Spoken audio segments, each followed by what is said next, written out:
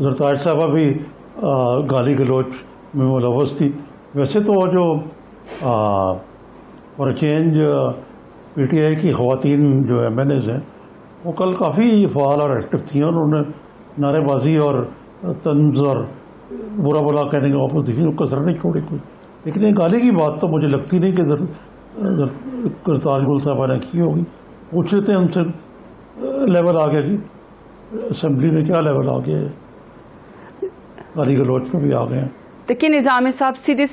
निज़ामी साहब सीधी सी बात है कि ये बात उस दिन से शुरू हुई है जब 23 साल की जदोजहद के बाद प्राइम मिनिस्टर इमरान खान और हम सब इलेक्शन लड़के इस ऐवान का हिस्सा बने।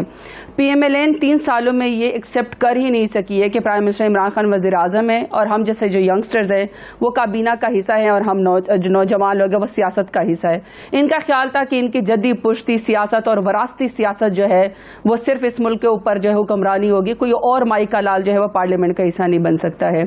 अब आ जाते हैं, आपने गाली दी है जरदारी साहब, आज आपने गाली दी या नहीं दी पार्लियामेंट के अंदर? देखिए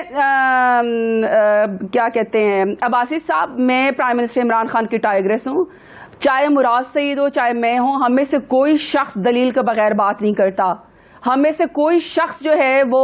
इलेक्शन जो है वो इसकी तरह हमें प्लेट में रख के किसी ने सियासत नहीं दी। हम कोई पर्ची के जरिए या फिर प्लेट में रख के एक फोन कॉल के जरिए लीडर नहीं बने। हम जीरो से स्क्रैच करके अपना इलेक्शन लड़के इंसाफ स्टूडेंट फेडरेशन से और यूथ के हिस्सा बने। 3 सालों में आप हमारी तकरीरें देखते हैं, 3 सालों में आप हमारे, हम गाली नहीं देते, हम गाली नहीं देते। ये जरदारी साहिबा, वी हैव क्लिप जो आज का है और उसमें आपकी जो आपसे जो बात जो इल्ज़ाम वो लगा रहे हैं वो साबित भी हो रहा है कि आप वहाँ पे गाली दे रही हैं। हम कोशिश कर रहे हैं कि बीप लगा के उसको चला सकें। नहीं सॉरी, मैं गाली नहीं देती जी, जरदारी साहिबा की बड़ी रिस्पेक्ट है, ये डायरेक्टली इलेक्टेड है। मैं आदिल अपनी, मैं सॉरी अब्बास साहब, मैं अपनी बात पूरा करना चाहती, मैं अब्बास साहब पूरी बात करना चाहती हूँ। तो असल में बात यहाँ से शुरू हुई है कि चूंकि कल इनके अली गोहर बलोच ने और रुहेल हयात असगर साहब ने जिस तरीके से गलत ज़बान इस्तेमाल की, जिस तरह की ख़वातीन को उन्होंने गलत इशारे किए, ये उनकी तरबियत का हिस्सा है।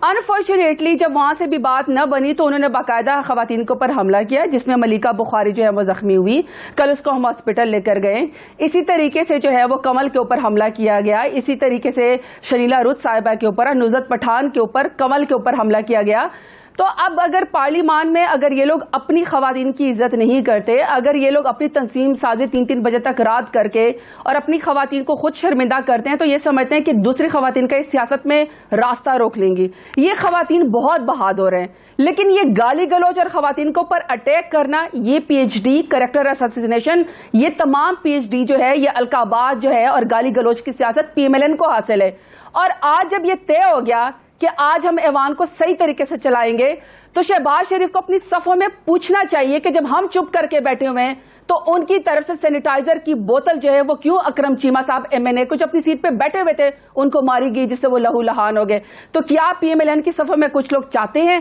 कि शहबाज शरीफ जो है वो अपोजिशन लीडर ना बने? क्या अपोजिशन की लीडर जो है वो क्या चाहते हैं शहबाज शरीफ को कि वो तकरीर ना करे? तो ये तो उनको अपनी सफों में सोचना चाहिए। जी निज़ामी साहब, ये तो देखे ना, बात यह है कि फवाद चौधरी साहब हैं, उन्होंने आज बयान दिया कि ये कोई ऐसी घबराने की बात नहीं है, असेंबली में हुल्लड़बाजी होती रहती है, किस्म के वाक़यात होते रहते हैं, सारी दुनिया में कुर्सियाँ चली हैं। और एक पाकिस्तान में भी वाक़या हुआ था जिसमें एक डिप्टी स्पीकर जो है असेंबली के, वेस्ट पाकिस्तान असेंबली के, वो कुर्सी लगी थी और 2 दिन बाद वो हला कर गए। ये ईस्ट पाकिस्तान से थे, सॉरी, स्पीकर जो है, जो जिनका डिप्टी स्पीकर। तो ये इस सूरत हाल में आप तो बड़ी लाइटली ले रहे हैं कि ये होता रहता है यार। मसला ये है कि अपोजिशन को ठगाई करके रखो ताकि ये हमारी तरफ ना आए। जैसे कहाँ के बात ही नहीं हो रही कोई सब्सटेंस पे। नहीं निजामी साहब, ये तो अच्छी बात है ना कि दोनों साइड से कुछ बड़े लोग ये तय कर ले कि हमने पार्लियामेंट को ज़ाब्ते के लिहाज से चलाना है, गाली गलोच नहीं करनी है, प्रोटेस्ट हर कोई करे, इसमें कोई शक नहीं है, लेकिन आयल पे दूसरी साइड पे जाके खवातीन के ऊपर हमले ना करें, इवन मर्दों के ऊपर भी, साथियों के ऊपर भी हमले ना करें, लेकिन और बड़े उनको थपके भी ना दें। ये तो चलो अच्छी बात है कि अगर फवाद चौधरी ने कोई ऐसा बयान दिया जिसकी वजह से उनका ख्याल है कि थोड़ी सी जो गर्मी सर्दी हो गई इसमें थोड़ी कमी आ जाए, लेकिन मेरा सिर्फ सवाल ये है निजामी साहब कि जो कुछ गुजर गया वो तो गुजर गया है, लेकिन आज आप खड़े हुए हैं और असद उमर साहब और असद कैसर साहब के सामने, खटक साहब, शफकत महमूद साहब और PMLN की तरफ से कुछ लोग जो वहां पे बैठे, जब उन्होंने यह ज़ाब्ता अखलाक तय कर लिया कि हम अपोजिशन लीडर की जो है वो बात सुनेंगे, तो जब अपोजिशन लीडर आराम से अपनी बात कर रहे हैं और हम चुप करके सुन रहे हैं, तो फिर अपोजिशन की तरफ से, PMLN की तरफ से किसी का क्या तुक बनता है बोतल मार के सैनिटाइजर की हमारे मैंने अकरम चीमा साहब को जख्मी करने का? इसका मतलब है कि ये PMLN की सफर में लोग चाहते ही नहीं है, क्योंकि या तो इनका अपना पर्सनल कोई रिफ्ट चल रहा है शहबाज शरीफ के साथ, क्योंकि अपने लीडर को जब ट्रेजरी बेंच जो है वो आराम से सुनती है तो फिर इनकी हुल्लड़बाजी का कोई तुक नहीं बनता है। दूसरी बात यह कि 2012 की फुटेज निकाले, चलो तब तो हम नहीं थे ना,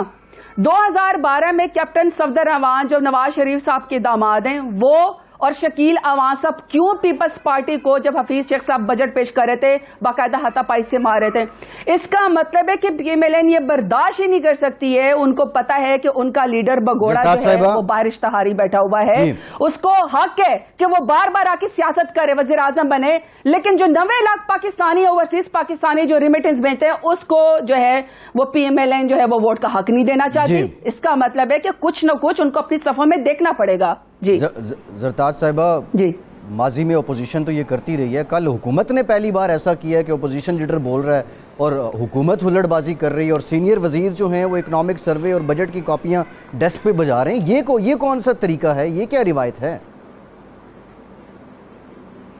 देखिए, मैं अब्बासी साहब आपको सिंपल सी बात करती हूँ, जब प्राइम मिनिस्टर इमरान खान जो इलेक्टेड प्राइम मिनिस्टर है, जब आप उसको पहले दिन तकरीर नहीं करने देते, जब आप फॉरेन मिनिस्टर को फॉरेन पॉलिसी के ऊपर तकरीर नहीं करने देते, जब आप बजट स्पीच नहीं करने देते, बजट स्पीच में आप बोले कोई बात नहीं है, लेकिन जो जबान ये लोग इस्तेमाल करते हैं, माओ बहनों बेटियों को गालियां देते हैं, वो मैं आपको नहीं बता सकती हूँ जो हम वहां पे सहते हैं। आप यकीन करें कि हमारी हिम्मत है अब्बासी साहब जो हम ये लोग बर्दाश्त करते हैं, लेकिन इसके बावजूद भी जब हम तकरीर सुनते हैं, आप पनामा केस के बाद नवाज शरीफ की तकरीर निकाल के दिखाएं, वजीर आजम को तकरीर करने पाकिस्तान तहरीक इंसाफ ने करने दी है, जब उन्होंने कहा था कि ये है वो जराए जो जराए आज तक साबित ही नहीं हुए और वो एक्सकॉन्डर बन के बाहर जाके बैठ गए, तब भी तकरीर सुनी गई है। वजीर आजम को ये एज हासिल होता है कि वो चूंकि अलग होके आता है तो जो मर्जी हो जाए उसकी तकरीर सुनी जाती है। तो ये गैर जमहूरी रवैया तो PMLN ने डाला है कि वो प्राइम मिनिस्टर इमरान खान को तकरीर नहीं करने देते, और जिन अल्फाज से वो करते हैं, क्या उसकी वीडियो आप चलाएंगे? जी निजामी साहब, ये यकीनन आपकी बात दुरुस्त है और मैं आपसे इत्तफाक करता हूँ कि अगर वाकई वो बोतल मारी गई है तो ये काबिल मज़म्मत है और PMLN का मरीन भी सामने आना चाहिए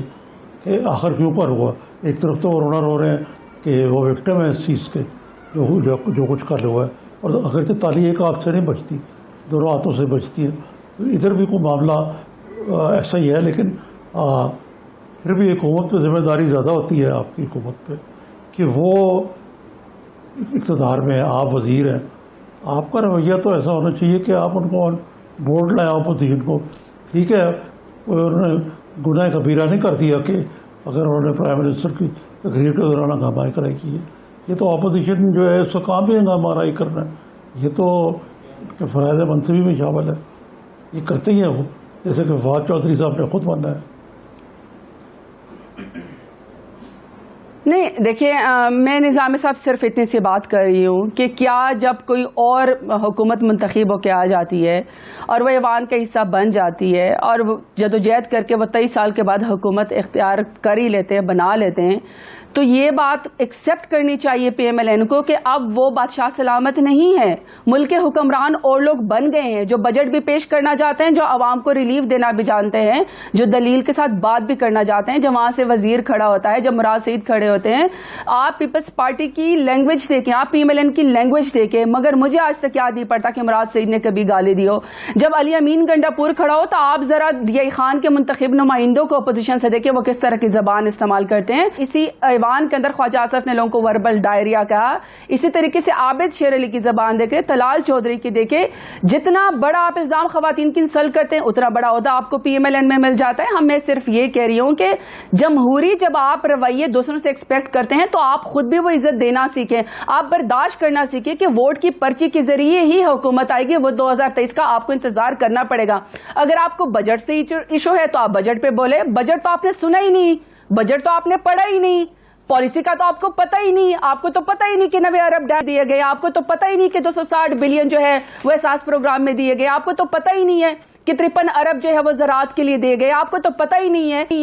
कि उसके लिए इंसाफ सेहत कार्ड के लिए यहाँ पैसे दिए गए, हायर एजुकेशन के लिए पैसे दिए गए हैं, आपको तो किसी चीज का पता ही नहीं और आप सिर्फ तनकीद बराए तनकीद करते हैं। और जब आपकी तनकीद सुनी जाती है तो आप इतने आगे चले जाते हैं कि आप मारने पे तुल जाते हैं, खवातीन की तज़हीक के ऊपर चले जाते हैं, और फिर इनकी जैसे खुरम दस्तगीर जैसे लोग आके टीवी पे बैठ के बयानिए देते हैं। आज तो पहले वो कौम से माफी मांगे ना कि कल सियाह तारीख दिन था,